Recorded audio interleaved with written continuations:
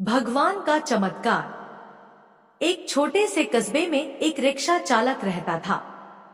उसका नाम था नथु और उसकी पत्नी का नाम था माया। यह कहानी राजस्थान की है। यह कहानी सच्ची घटना पर आधारित है। यह कहानी भगवान के चमत्कार की है, लेकिन नाम काल्पनिक है। इसके सभी पात्र काल्पनिक है। इस कहानी को मैंने अपने ढंग से लिखने का प्रयत्न किया है। नत्थू बहुत ही नेक दिल इंसान था। वह रोज ऑटो रिक्शा लेकर जाता और लोगों को उनके घर पहुंचा आता। उसका व्यवहार एक छोटे बच्चे से लेकर बड़े बुजुर्गों सभी व्यक्तियों से बहुत ही अच्छा था। अपने मधुर व्यवहार के कारण लोग उसे पहचानने लग गए थे। रात के 1 बजे भी किसी ने अगर आवश्यक कार्य से बाहर जाना होता तो वह बेचारा 1 बजे भी उठ जाता। किसी भी लोगों को मना करने की उसकी आदत नहीं थी। महिलाएं रात के समय भी उस ऑटो रिक्शा चालक की ऑटो में बिना संकोच बैठ जाती थी। वह था इतना नेक दिल इंसान, सभी गांव के लोग उसको बहुत ही प्यार करते थे। उसकी 3 बेटियां थी, चांदनी, अंकिता और तनु। वह सभी पढ़ाई कर रही थी। एक बड़ी बेटी तो पढ़ाई कर चुकी थी। उसने अपनी बेटी को 12वीं कक्षा तक पढ़ा दिया था। बाकी दोनों बेटियां शिक्षा ग्रहण कर रही थी। उसने अपनी बड़ी बेटी की शादी तय कर दी थी। भगवान का दिया उसके पास गुजारे लायक काफी था। ऑटो रिक्शा चालक ने अपनी बेटी का विवाह एक अच्छे परिवार में तय कर दिया था।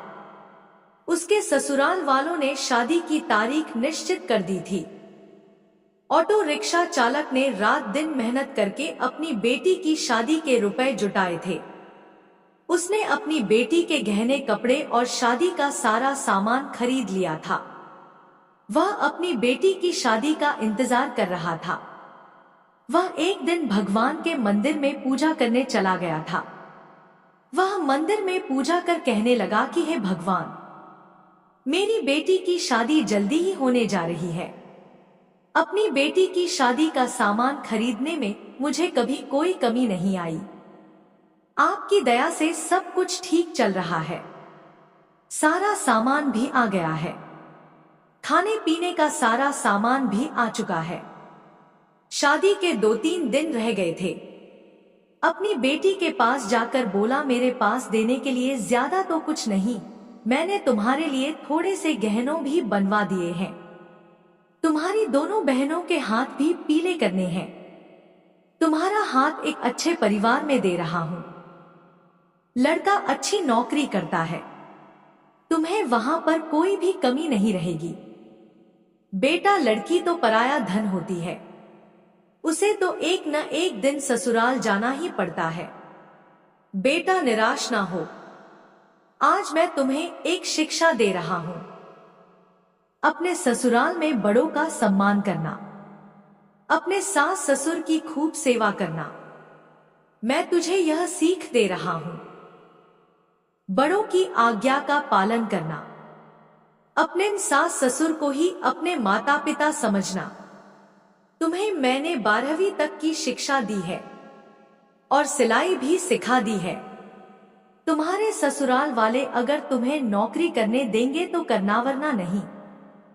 हमारी मान मर्यादा का ख्याल रखना बेटा। लड़की ससुराल में अपने सद्गुणों से सभी को अपना बना लेती है। सास ससुर तुझे डांट डपट करे तो सोच लेना तुम्हें तुम्हारे अपने माता पिता डांट रहे हैं। मेरी इज्जत का सम्मान करना। अपनी बेटी को समझाने लग गया था।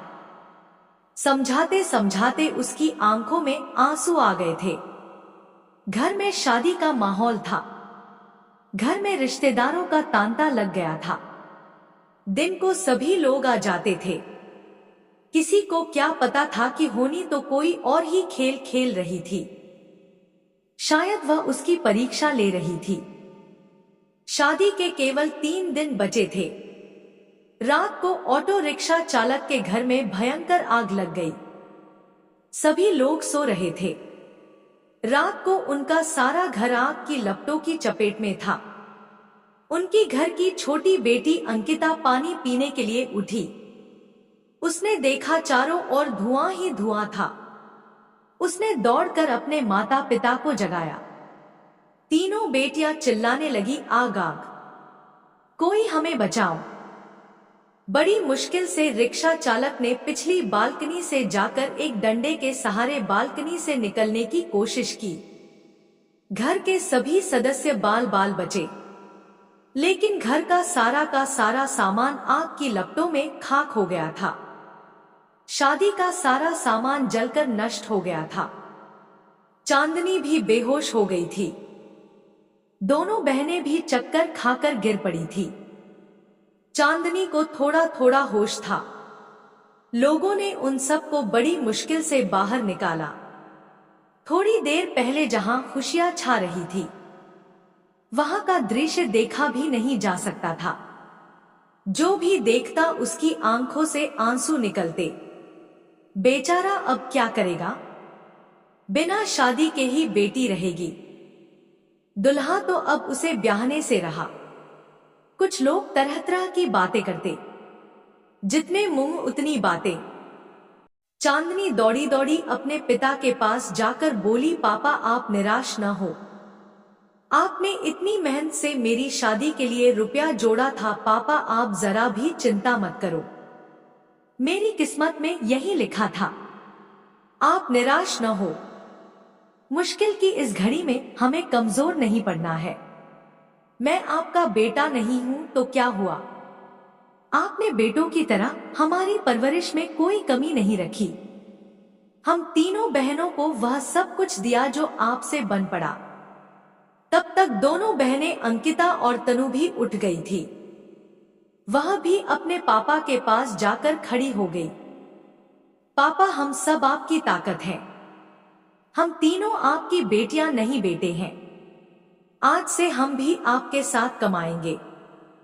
चांदनी बोली, पापा अगर वह लड़का जिसे आपने मुझे शादी के लिए चुना है मुझसे सच्ची मोहब्बत करता होगा तो यह सब देखकर भी शादी के लिए इनकार नहीं करेगा। मैं भी उससे खुशी खुशी स्वीकार करूंगी। आप जरा भी चिंता मत करो। उन तीनों ने मिलकर अपने पापा को उठाया।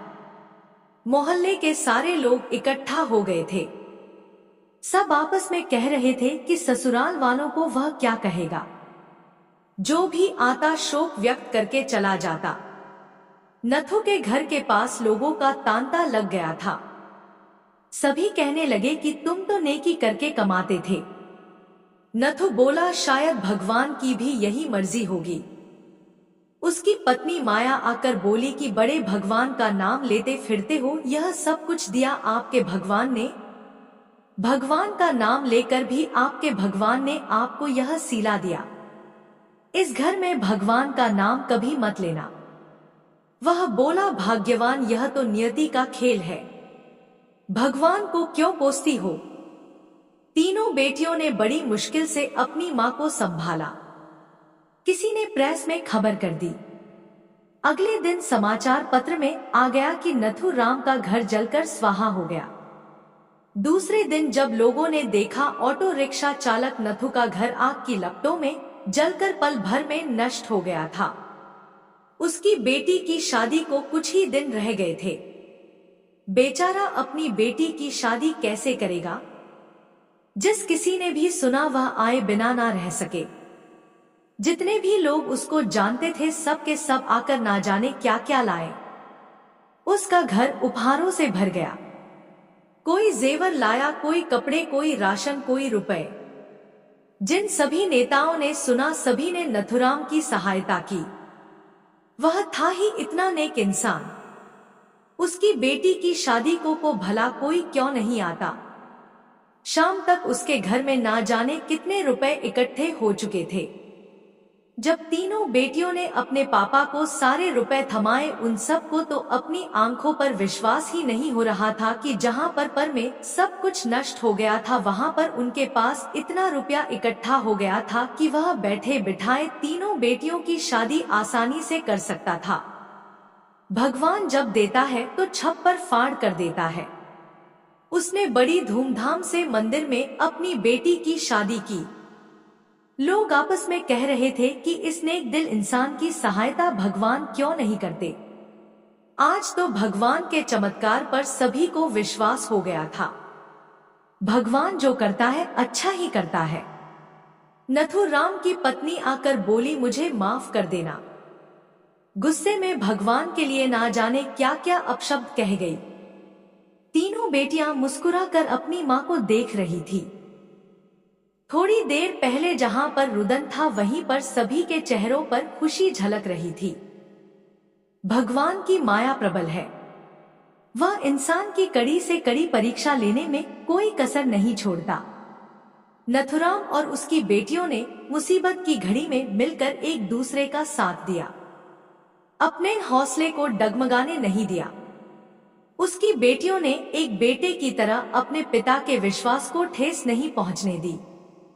भगवान ने रातों रात छप्पर फाड़कर उसकी सहायता की। वह बोला, इतने रुपए इकट्ठे हो गए हैं जिससे मैं तुम तीनों की शादी भी आसानी से कर सकता हूँ।